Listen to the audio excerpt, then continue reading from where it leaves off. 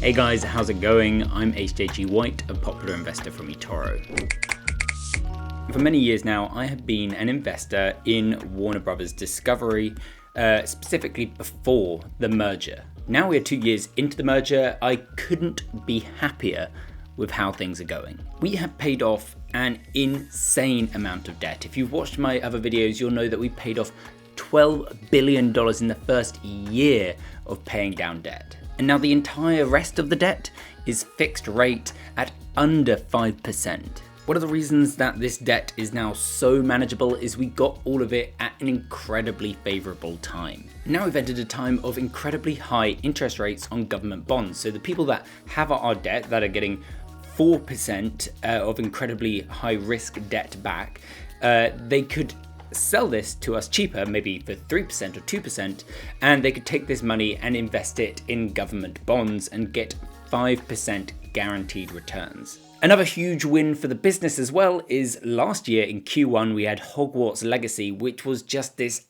epic game that did incredibly well. And because of this game, even though we continued paying off huge amounts of debt that year, we still have $3 billion of cash in the bank. And if you want to know where we're going from here, I have built a pretty damn accurate debt model on Google Sheets, and I'll leave a link to that in the description, and it tracks not just the large sum figure and how that will depreciate over time, it tracks the exact notional payments and the interest payments of each loan. So you can see exactly how much is due and when. But I can't wait to update this on August 7th because Warner Brothers Discovery have announced that they are upping their debt tender offer, the amount of debt that they intend to buy back this quarter, by $750 million. So this quarter, they should be paying off over $2.5 billion of debt. Now, I did not originally buy Warner Brothers Discovery. I originally bought Discovery. Now, I did this because Discovery, or Discovery Plus, was one of the only profitable streaming services in an era where all these streaming platforms were just hemorrhaging money. And one of the reasons that Discovery had such impressive financials, I believe, is due to its CEO at the time, David Zaslav.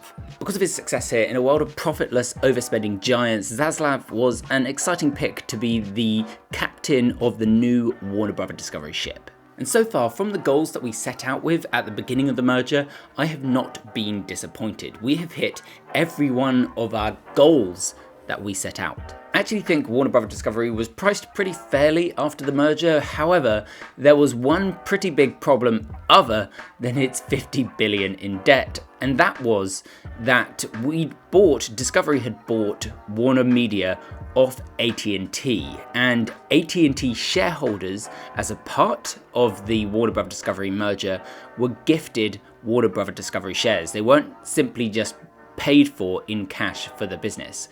And so what you had is millions, or probably thousands, of AT&T shareholders who were used to a 5% annual dividend, a very steady 5% annual dividend, suddenly being gifted a company with no dividend and $50 billion of debt. As you can imagine, most of these people, when they were gifted with these shares, just decided to sell them off instantly. And what happened here was it just caused the market to be flooded with Warner Brothers Discovery shares. Other people that were probably interested in holding the stock probably sold purely out of panic.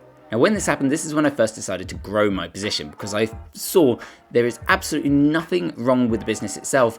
People are just panicking because they are used to getting a dividend and now they've got this stock that they don't know what to do with, so they're just ditching it. But I still had to hold back a little bit because I had no evidence, no proof that Warner Brothers Discovery would be actually able to pay off this debt. On top of this, some of it was variable rate in a time where I was pretty certain they were going to be upping interest rates fast. Someone needed to come in to Warner Brothers Discovery and do this job very, very quickly. And people that sort of do this sort of dirty work fast do not get good press. What you need to do when the job sucks but needs doing is you need to pay that person well, provided they do said job. So David Zaslav was brought in as the CEO, and instead of paying him to raise the share price, he was certainly incentivized to raise the share price because we gave him options that would trigger if the share price reached a certain level. However, what we basically paid him to do, his bonus was mostly contingent on driving free cash flow and paying off debt. And whoa, my god, did Zaslav do a good job in playing the villain well, getting titles like the most hated man in Hollywood for cancelling so many shows and projects and trimming so much fat from the business. You might be critical of what he did, but his actions potentially saved the entire business, and he paid off $12 billion of debt in the first year alone, but also he got rid of all the variable rate debt in a time where interest rates have shot up to 5, 6, 7, 8%. As a result of doing his job well, he became the highest paid CEO in America. However, some of the calculations used to calculate that are contracts that have not come to fruition. So part of that formula for calculating his salary includes contracts that only trigger if the share price reach $20, $30, $40.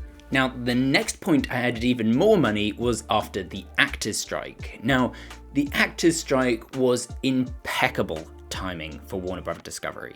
Essentially, we have all this licensed programming raking in millions and hundreds of millions of pounds, like Friends, Rick and Morty, reruns of all these shows that are raking in tons of cash, and what we've been doing is funneling that cash into new shows. However, the actors' strike paused all productions for free.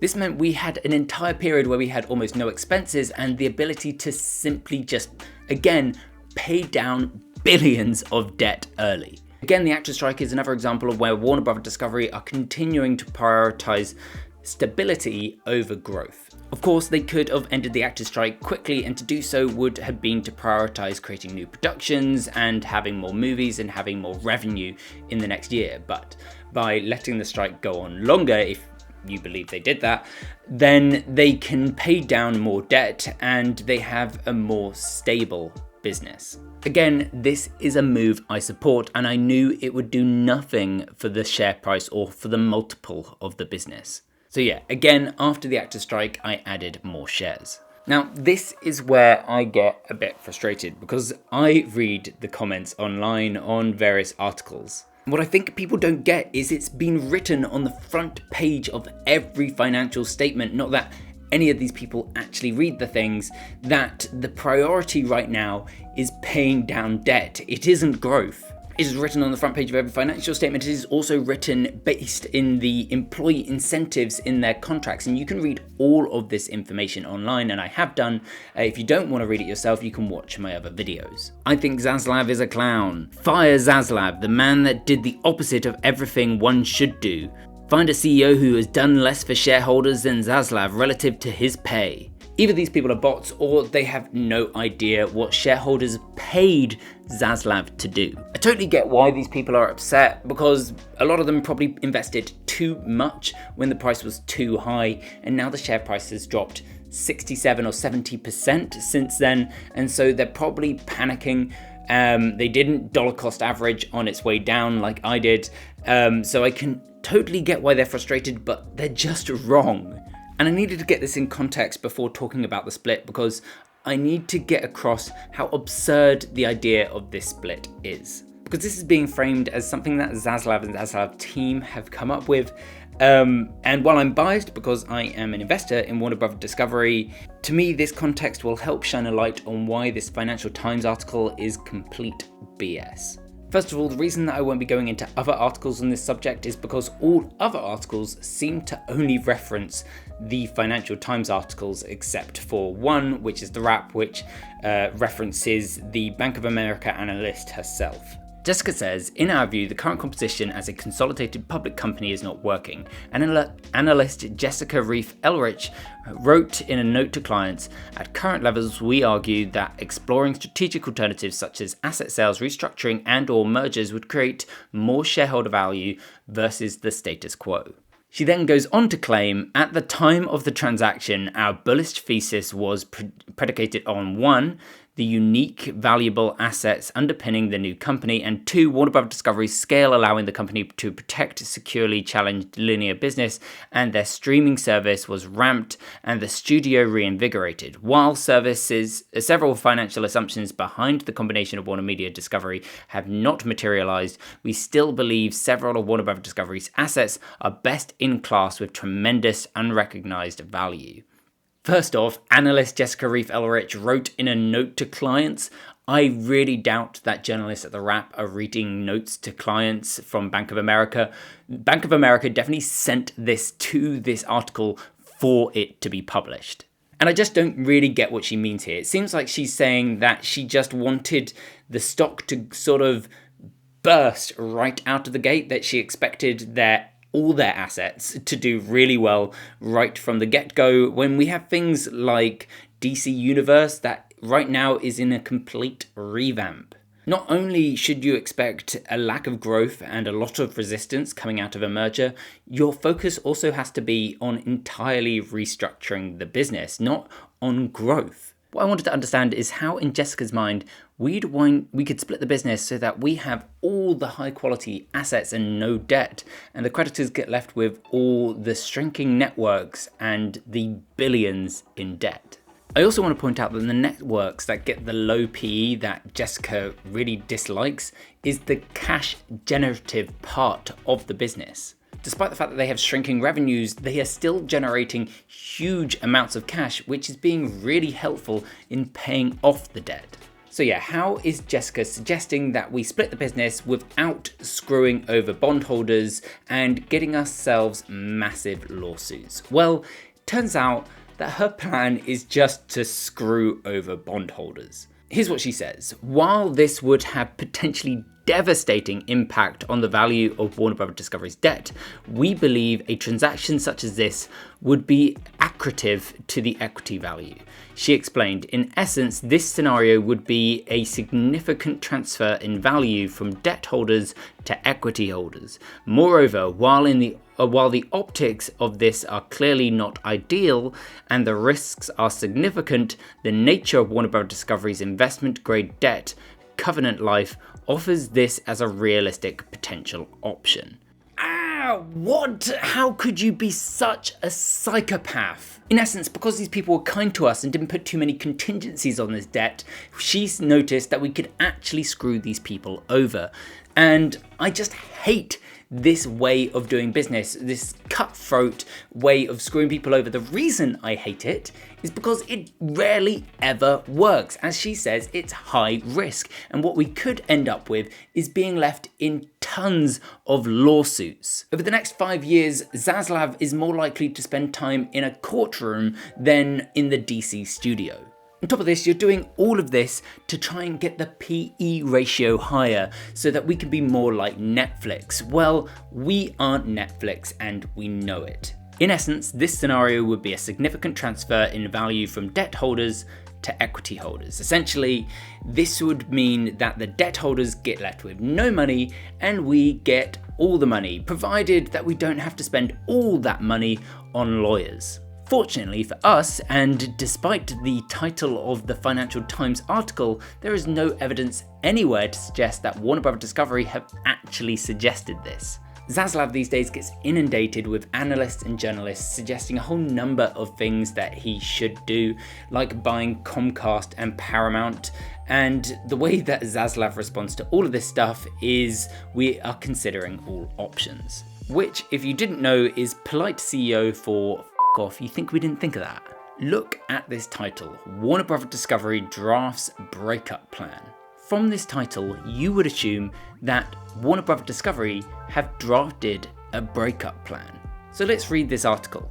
Warner Bros. Discovery have discussed a dramatic plan to split its digital streaming and studio business from its legacy television networks as the US media giant behind CNN and HBO weighs options for boosting its sagging share price. So the first paragraph of the article is interesting. We definitely want to read more because it really implies that Warner Bros. Discovery executives or the CEO himself has been discussing the split. But this is when it falls off a cliff. The next paragraph starts with people familiar with the matter, which is not David Zaslav, and that is not any of the Warner Bros. Discovery team. If it was Warner Bros. Discovery executives, they would say high up people inside Warner Bros. Discovery. What I think people familiar with the matter is the analyst at Bank of America. And then in the very next chapter, Warner Bros. Discovery, whose market capitalization has fallen by a third to about 20 billion in the past year, that's why we like the business right now, has yet to hire an investment bank to initiate any specific transaction. So what they've actually said in this article is Warner Bros. Discovery are doing fuck all to sell off parts of its business. Again, the only actual piece of evidence in this article is that Warner Bros. Discovery are doing nothing. The next one, what the fuck is this? Warner Bros. Discovery's biggest backers include cable billionaire John Malone and the Newhouse family, which controls Condé Nast. Why don't I just start inserting random useless facts into the middle of my YouTube videos? I'm sure that would be great for retention. All this does is fill out their incredibly paper-thin article. And then the next paragraph doesn't get any better. People close to Warner Bros. Discovery is another way of saying people familiar with the matter, which is another way of saying people that are not part of Warner Bros. Discovery. I'm a person that's familiar with Warner Bros. Discovery. And then to prove my point, the next paragraph, Warner Bros. Discovery declined to comment. But people familiar with the matter, God help me. And so now the article takes a funny turn. Analysts at Bank of America have warned that such a split could have a potentially devastating impact on bondholders. Yet these are the same analysts, the only analysts that are even suggesting a split. Bank of America analyst 𝗥𝗲𝗎𝗪𝗪 wrote in this week that Warner Bros. Discovery's current composition and consolidation public company is not working. It should explore asset sales, restructuring, and mergers, she argued. The optics are not ideal. So yeah, the person close to Warner Bros. Discovery, the one that all the articles are quoting, is also the biggest critic, saying that the optics are not ideal and could be potentially devastating for bondholders and incredibly risky for Warner Bros. Discovery shareholders. I wonder why David Zaslav is refusing to comment and has not approached an investment bank to do this. Finally, the article references an actual statement, but it doesn't include the statement, from David Zaslav himself. Zaslav set off speculation that he might be looking to make a deal in remarks to reports at last week's Allen & Company conference in Sun Valley, Idaho. This is a reasonably big statement. I was expecting an interview, an hour to 2 hour long interview of him discussing it, for it to be referenced in this article. So I went digging for it. I was hoping, I thought I was going to be searching through the footage for a while to try and find the exact right moment. No, it turns out I found it in about 5 seconds, and the actual video is 23 seconds long. So here it is. Why don't you just watch it for yourself? I think probably over the next year or two, you're going to see some real consolidation. Now, whether that happens with companies buying each other or jointly going after streaming together, we have a Disney bundle that we're launching this summer, which will be Disney Plus, Hulu, and Max. It's a really compelling product, so we're excited about that. AI is also very much in focus, and its impact on the economy. By the way, guys, this is how you know when you are in a bubble. A video titled Warner Bros. Discovery CEO David Zaslav, over the next year or two we're going to be seeing more media consolidation, spends 23 seconds talking about media consolidation, and the remaining 2.5 minutes of the video talking about AI. Not AI relative to Warner Bros. Discovery, just AI. And then just a little bit of presidential election tacked on at the end. A huge reason I hate this article is because I believe that the Financial Times has credibility, and yet this is pure clickbait. It's clearly attempting successfully, I might add. It's going to make a lot of people think that Warner Bros. Discovery are considering a split, but has absolutely, by their own admission, zero evidence that anyone at Warner Bros. Discovery is considering this. Even the photo from the article is trying to make it look like that these comments from Warner Brothers Discovery have come from the CEO himself, because they've used that clip that they referenced, that 23-second clip of him talking about media consolidation, as the thumbnail for the article. Anyway, the TLDR of this video is that the Financial Times article has just no substance whatsoever. All it's done successfully is waste my time. So if you are watching this and you want some real journalism, can I suggest that you